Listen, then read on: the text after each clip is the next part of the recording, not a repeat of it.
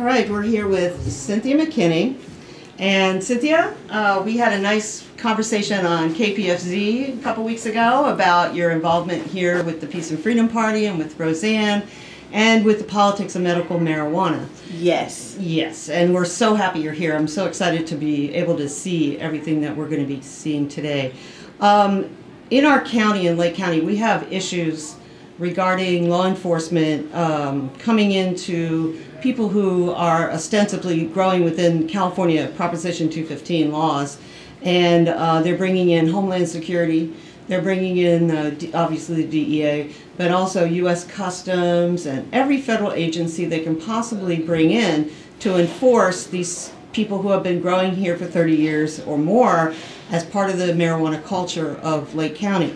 And I'd just like your feelings on that. I mean, our sheriff, I guess, has aligned himself with the feds on this and is taking a stance that, you know, if it's outside of the amount of plants that, you know, the feds would go down on, whether you have a prescription or not, you're breaking the law. So he's coming in and busting a lot of people that thought they were growing legally. And we think there's civil rights violations going on and different things like that. You can get your feedback on something about that issue? Well, ultimately, the sheriff is a representative of the people of the county. And so when the sheriff decides that he is no longer willing to represent the values of the people who put him in office, then the people have a responsibility to change the sheriff. And of course, as someone who's been involved in elected politics all of my life, I understand that one can easily go into office and one can come out of office. And it just depends on if the people are willing to organize and then vote for the candidate of their choice. That's one thing. Yeah.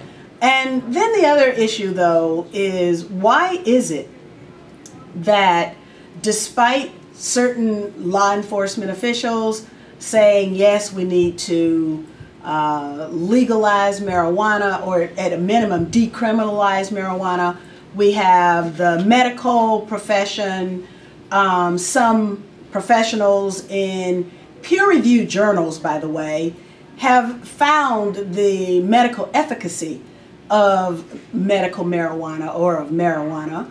And so despite what seems to be common sense, we have a policy that seeks to deny people the treatment that they need. So now, here's the question. The question that needs to be posed is, in whose interest is it to keep drugs like marijuana illegal? It serves the interests of somebody, probably somebodies. Who are those people who are benefiting from the current status quo and who are willing to utilize the levers of the U.S. government in order to stop the proliferation of a free market?